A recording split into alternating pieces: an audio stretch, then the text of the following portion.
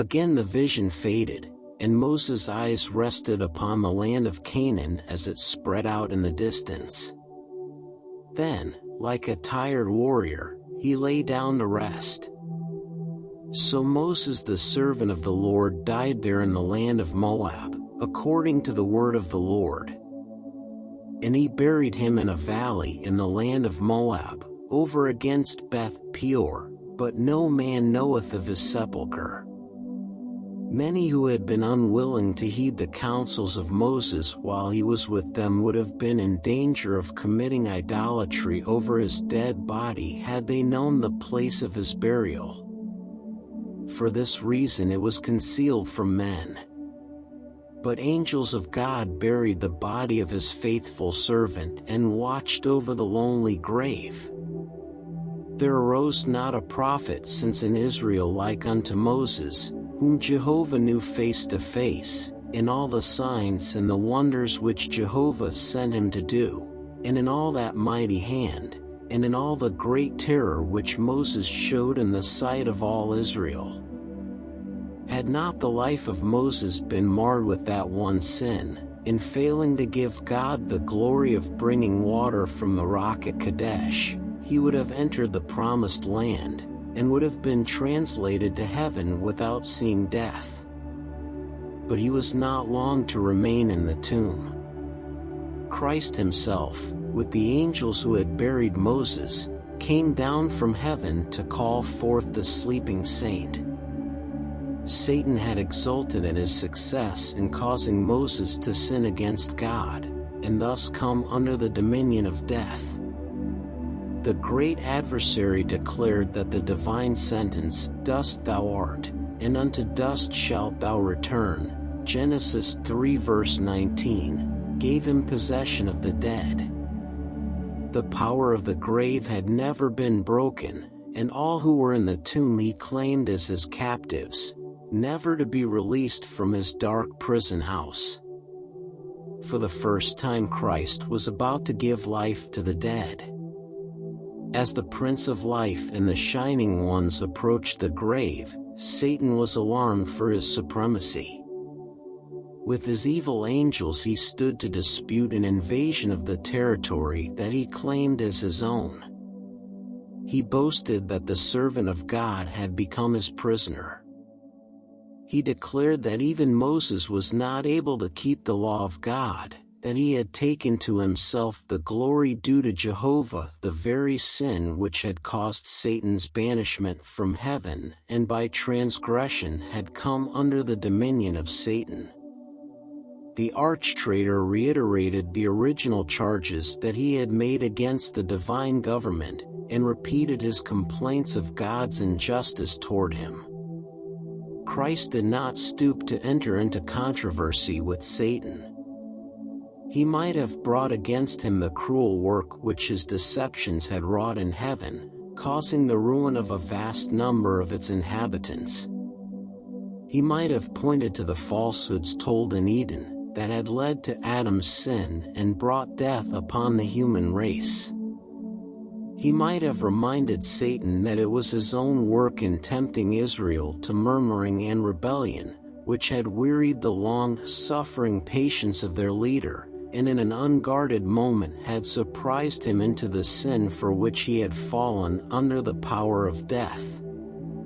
But Christ referred all to his Father, saying, "The Lord rebuke thee." Jude 9. The Savior entered into no dispute with his adversary, but he then and there began his work of breaking the power of the fallen foe, and bringing the dead to life. Here was an evidence that Satan could not controvert, of the supremacy of the Son of God. The resurrection was forever made certain. Satan was despoiled of his prey, the righteous dead would live again. In consequence of sin, Moses had come under the power of Satan. In his own merits he was death's lawful captive, but he was raised to immortal life, holding his title in the name of the Redeemer. Moses came forth from the tomb glorified, and ascended with his deliverer to the city of God. Never, till exemplified in the sacrifice of Christ, were the justice and the love of God more strikingly displayed than in his dealings with Moses. God shut Moses out of Canaan, to teach a lesson which should never be forgotten, that he requires exact obedience, and that men are to beware of taking to themselves the glory which is due to their Maker.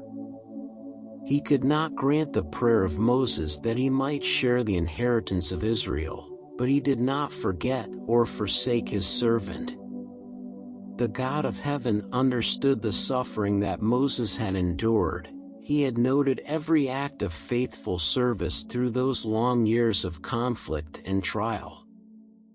On the top of Pisgah, God called Moses to an inheritance infinitely more glorious than the earthly Canaan. Upon the Mount of Transfiguration, Moses was present with Elijah, who had been translated. They were sent as bearers of light and glory from the Father to his Son. And thus the prayer of Moses, uttered so many centuries before, was at last fulfilled. He stood upon the goodly mountain, within the heritage of his people, bearing witness to him in whom all the promises to Israel centered. Such is the last scene revealed to mortal vision in the history of that man so highly honored of heaven. Moses was a type of Christ. He himself had declared to Israel, "The Lord thy God will raise up unto thee a prophet from the midst of thee, of thy brethren, like unto me, unto him ye shall hearken." Deuteronomy 18 verse 15. God saw fit to discipline Moses in the school of affliction and poverty before he could be prepared to lead the hosts of Israel to the earthly Canaan. The Israel of God, journeying to the heavenly Canaan, have a captain who needed no human teaching to prepare him for his mission as a divine leader, yet he was made perfect through sufferings, and in that he himself hath suffered being tempted, he is able to succor them that are tempted. Hebrews 2 verses 10 and 18. Our Redeemer manifested no human weakness or imperfection, yet he died to obtain for us an entrance into the promised land. And Moses verily was faithful in all his house as a servant, for a testimony of those things which were to be spoken after, but Christ as a son over his own house, whose house are we, if we hold fast the confidence and the rejoicing of the hope firm unto the end. Hebrews 3 verses 5 and 6.